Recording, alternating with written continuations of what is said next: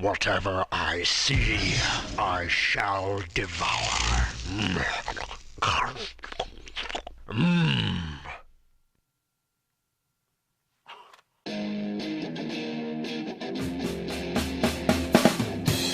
He's gonna take you back to the past to play the shitty games that suck ass. He'd rather have a buffalo take a diarrhea dump in his ear. He'd rather eat the rotten asshole of a roadkill skunk and down it with beer. He's the angriest gamer you've ever heard.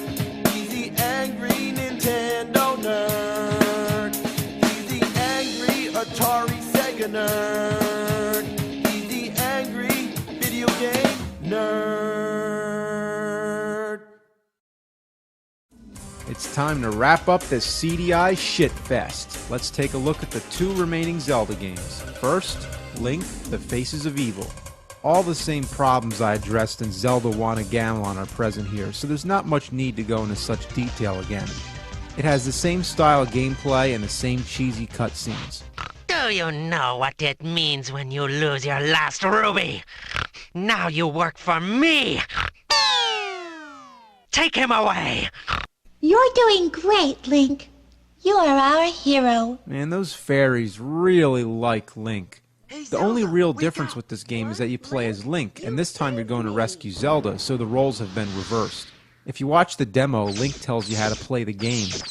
Move the controller down, and I crouch. When I'm crouching, you can make me do the duck walk. Cool, huh? One difference is that you have to collect snowballs and fireballs. There's some enemies that can only be killed by either of these weapons, so it only adds more to your inventory that you have to keep up with. So even more so than the other game, you spend half the time collecting these items and collecting rupees so that you can buy bombs, rope, and lantern oil. And to top it off, there's more weapons that drain your rupees. Could this be any more tedious? And I hate collecting rupees. Oh, come on, you can't even get 2 at the same time? And the jumping is still a big problem. Come on, why can't I get up there? Oh, your mother. Oh, you son of a bitch. Get up there.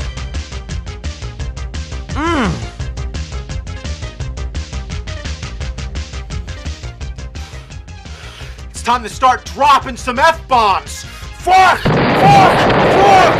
Fuck! Fuck! Fuck! Fuck! Probably the worst example is right here. I'm trying to go in the door. Seems simple, right? But I can't approach the door from any conceivable angle. If I'm below the door, I can't reach it, at least not without a rope. Too bad I had to use them all in order to get this far.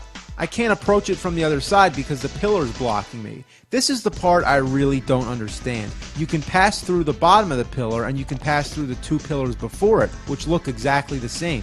Why is it that I can't go through this one fucking part?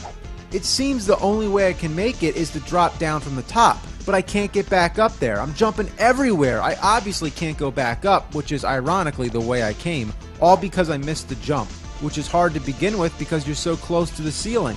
I'm also prohibited from going to the left. Whether I'm on the top or the bottom floor, there's a fucking piece of shit in the way. So once you fall down there, you're stuck. This is a joke. They designed this part of the stage to be a trap. The only way to get out of this is to stand here and let the falling spikes kill you. If it wasn't for them, you'd have to reset the game and lose all your data. The darkness is still a huge issue. Look, my lantern oil ran out, so I can't find my way back. So I'm really up shit creek without a paddle. And that means I'm paddling through the shit with my hands. Talking to people is still a strange ordeal. Why do you have to shove a sword up their ass? Right up their ass. Wow! You also use the sword to buy stuff. If the shop owner gets in your way, you end up talking to him. Go away, I'm trying to buy bombs. Lamp oil. Rope. And here, once again, I'm trying to fight, but I keep talking to this asshole. Go away. Through the eye of Glutko. The enemies, once again, are a pain in the ass. Half of them are impossible to hit. Look at this, I'm trying to go down, but the fucking warthogs are in my way. This would be so simple if you could just jump down.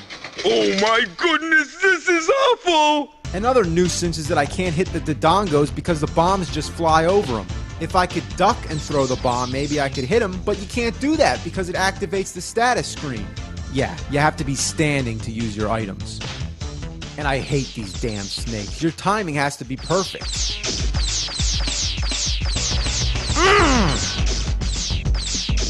I hate these fucking bastards. But these gargoyle things are the worst. They take several hits to kill, and they never stop coming. If you stay there and try to fight them off, you'll be there forever. I'm not kidding. It makes the most sense to just try and outrun them. Alright, Ganon, here I come. And I will make your face the greatest in Korodai, or else you will die. All I need is just one shot with a book. Yeah, it's a book this time. Just one hit. Ah! No, that doesn't count? Not into the pit! I still get the dramatic death scene, but I'm back outside the castle. Fuck.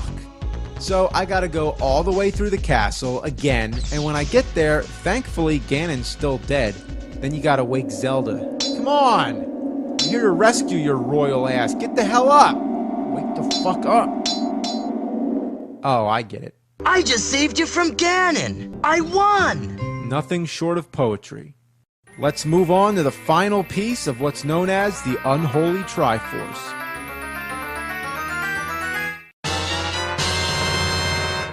Zelda's Adventure was released the following year in 1994. Unlike the other two, this one doesn't have the cartoon cutscenes. Instead, it's digitized actors. Sometimes they don't even move, they just crossfade. So I found this champion of strength and courage. As the title would suggest, it's the only other game where you play as Zelda, going to save Link's ass once again. You have to find dungeons where in each one you collect a piece of a stone, much like pieces of the Triforce in the original Zelda game. So this one follows the classic format a little more, not to mention it's an overhead view.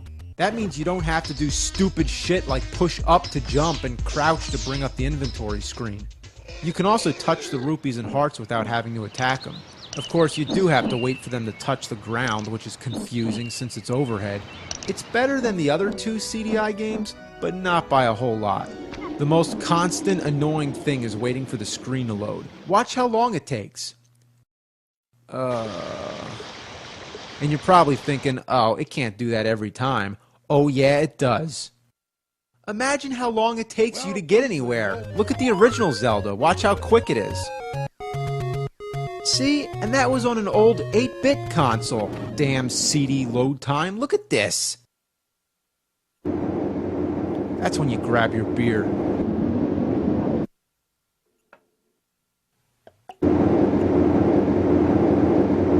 The next thing that's really annoying is that somebody keeps talking to you. Zelda, Zelda, do not roam unprotected. Shut the fuck Look up. nearby for something to aid you. What is Zelda hearing voices in her head? Crazy bitch.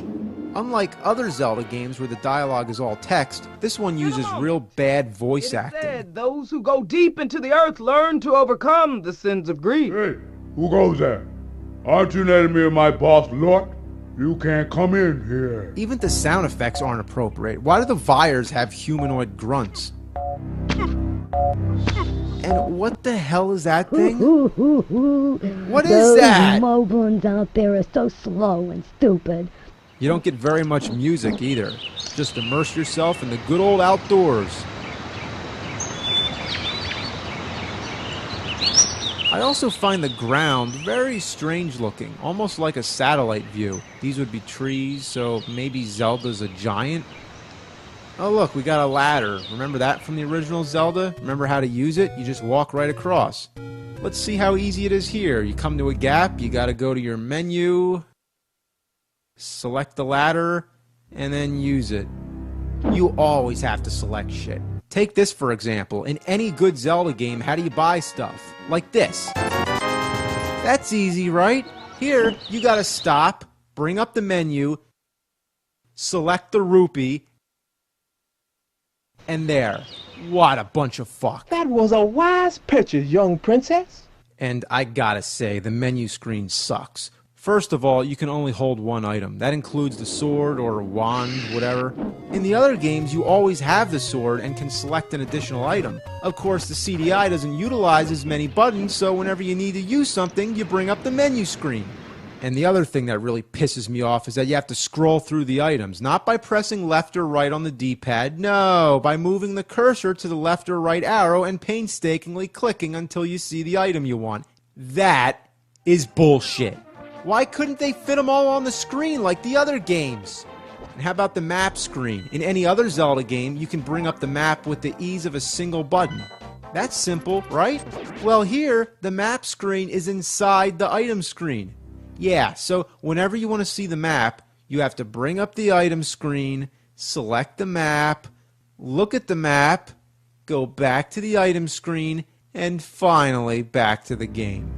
How about getting treasure? You think you just open it and there'd be nothing more to it than that. But no, the fucking treasure chest starts talking to you. Why, what a great event! Then it spits out the treasure, and the first time I didn't even know what happened. Whatever happened to this?